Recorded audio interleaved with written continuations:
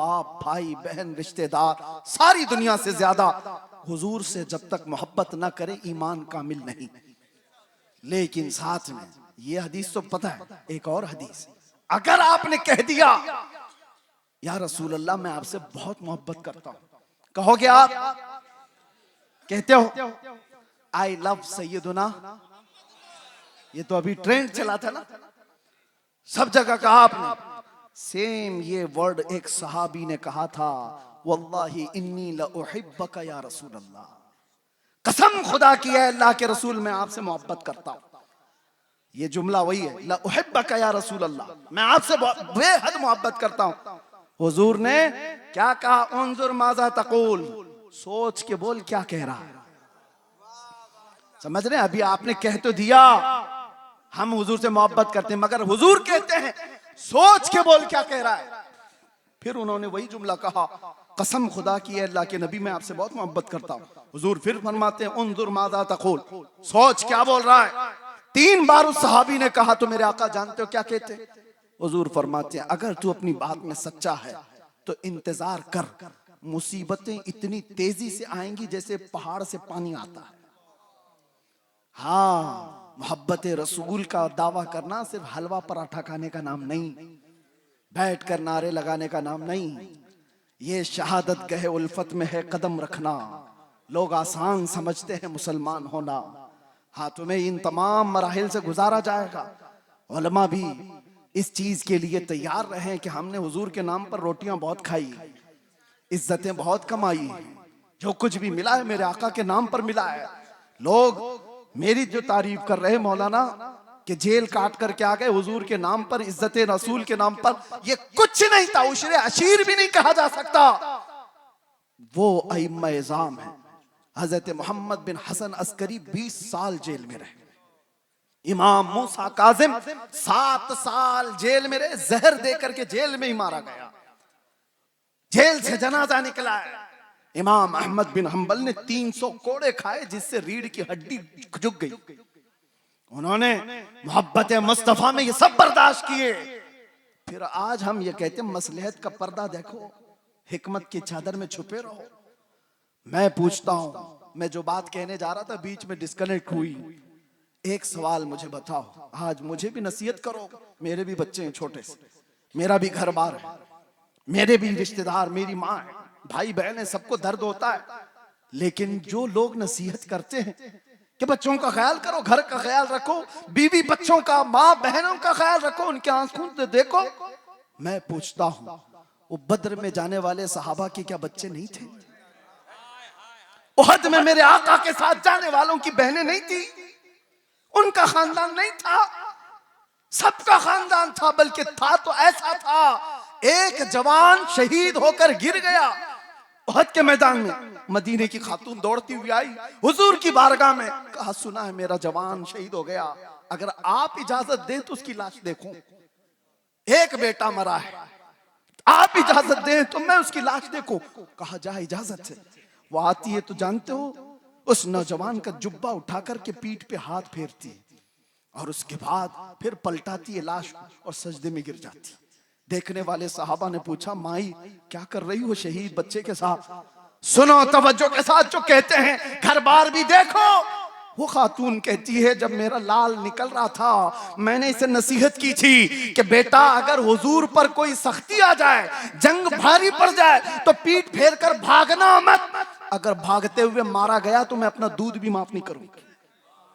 मां ने कहा था हुजूर को छोड़ करके जाते हुए मारा गया तो मैं दूध नहीं माफ करूंगी। और फिर मुझे पता चला उहद के मैदान में जंग सख्त हो गई थी, लोगों के पांव उखड़ गए थे, कुफार गालिब आ गए थे। मेरा दिल डोलने लगा, कहीं मेरा बच्चा भागा हुआ तो नहीं हुजूर को छोड़कर। मैं दौड़ती हुई आई, रास्ते में किसी ने कहा नहीं शहीद हो गया है। फिर बेचैनी बढ़ी, भागते हुए तो नहीं मरा, भागते हुए तो नहीं मरा।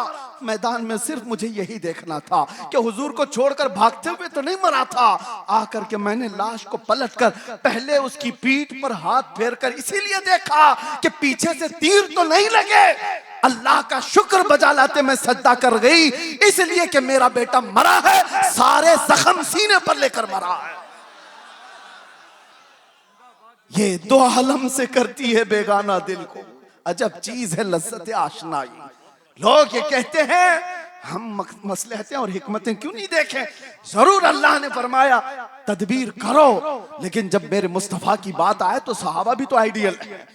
बताओ मुझे कहने वालों मेरी जिंदगी की क्या वकात, मैं कौन सा अहम आदमी हूं जो बच जाऊं तो लोगों का भला हो।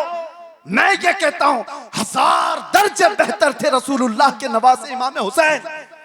उनका जीना पूरी उम्मत के लिए कितनी बड़ी नेमत, कितना बड़ा कमाल था, मगर उन्होंने जिंदगी बचाने की कोशिश नहीं की, मेरे मुस्तफा के दीन बचाने की कोशिश। जब वक्त पड़े नौजवानों समझौते में ना जाओ, कल क़यामत के दिन तुमसे भी पूछा जाएगा।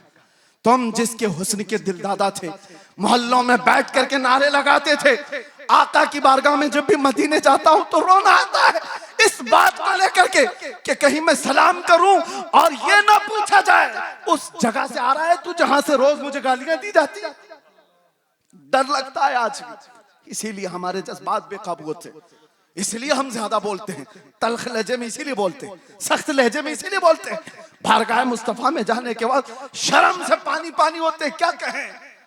हकीकत बात है मेरे अजीजों, हमने कोई दिफा नहीं किया, कोई मुसीबतें नहीं उठाई, बहुत मिठाइयां खाई, बहुत अच्छे खाने खाए हैं, अच्छी जगहों पर रहे हैं। उनके बाद पर जिन्होंने तकालीफ उठाई वो सहाबा का मामला था, वो सहाबा का मामला था। उनको कुरान ने यूं ही नहीं कहा रज़ियल्लाहु अन्हुम व रज़ू अन्हु। हजरत अबू हुरैरा कहते हैं एक जंग में हम ऐसे गए थे हुजूर के साथ कि हमारे पैरों के पूरे नाखून उखड़ गए थे, पैरों में हमने कपड़े बांधे थे, ग़ज़वा ज़ातुर रिक़ा उसको कहा जाता है, पैरों के अंदर पूरे नाखून उखड़ गए थे। उस वक्त हुजूर ने पूछा था जो जाना चाहे पीछे जा सकता है। सहाबा ने जोश में कहा था आका आप तो यहां तक लाए, मुल्क यमन तक भी आप ले जाए, हम पीछे पलट कर नहीं देखेंगे, पीछे पलट कर नहीं देखेंगे। वो सहाबा थे जो मेरे आका के लिए जीते थे, उनका जीना मरना सब कुछ रसूलुल्लाह के लिए था। और फिर उन्होंने ये ऐलान किया था आका की बारगाह में कि या रसूल अल्लाह, एक साहबी उनके हाथ की नस कट गई और खून बहता हुआ हुजूर के जिस्म पर आया था, हुजूर के जिस्म पर। और जब हुजूर पाक सल्लल्लाहु अलैहि वसल्लम उनके हाथ पर हाथ रखकर पट्टी करने लगे, अरे दर्द के मारे तलवार का जख्म खाया हुआ आदमी बिलबिलाता है, वो मुस्कुरा रहे थे, जंगे खंदक में मुस्कुरा रहे थे। हुजूर ने देखा और कहा क्यों मुस्कुराते हो। कहा या रसूल अल्लाह कुल्लु मुसीबतिन बादक जुललुन, आपके होते हुए हर मुसीबत छोटी है, हर जख्म हल्का है। जब वो बेहिजाब हो गए खार भी गुलाब हो गए, बस देर इस बात की है कि एक दिन वो आ जाए मेरे आका बेहिजाब हो जाए, इस प्यासी उम्मत की बेताबी मिट जाएगी। यकीन जानो मेरे अजीजों किसी और की तलब न रखो, आज के दिन तुम्हें उठाने वाला आपको ये आएगा नहीं। हो सकता है नोचने वालों की तादाद ज्यादा है, तुम्हारे जेबों पर नजर रखने वालों की तादाद ज्यादा है, यहाँ लूट खसोट की दुनिया चल रही है, हर कोई अपने अपने हलकों के चक्कर में पड़ा हुआ है। एक बात याद रखो, छोड़ो ये सारे तमाशे, बारगाह मुस्तफा की तरफ लो लगाओ। इस बेताब उम्मत का, बेकरार उम्मत का इलाज इतना ही है, आका इन आवारा आंखों को एक बार दीदार अता कर दो, अपने हुस्न में महव कर दो, ताकि अब आंखें बेकार ना जाएं, हसीनाओं के चक्कर में हम गुमराह ना हो। फिर दुआ करते हुए जाते हैं, चमक तुझसे पाते हैं सब पाने वाले, या रसूल अल्लाह मेरा दिल भी चमका दे, मेरा दिल भी चमका दे, मेरा दिल भी चमका दे, चमकाने वाले बरसता नहीं देख कर अब्र रहमत, हम बदों पर भी बरसा दे बरसाने वाले। मैं मुजरिम हूँ आका मुझे साथ ले लो, कि रास्ते में है जा बजा थाने वाले, कि रास्ते में है जा बजा थाने वाले। आका अभी वो उम्मी फिदा का या रसूल अल्लाह, तलब है तो सिर्फ एक ही तलब है, सुना है आप हर आशिक के घर तशरीफ लाते हैं, मेरे घर में भी हो जाए चरागा, मेरे दिल में भी हो जाए चरागा। लब्बैक या रसूल अल्लाह, लब्बैक या रसूल अल्लाह, लब्बैक या रसूल अल्लाह। एक ऐलान सुन लीजिए।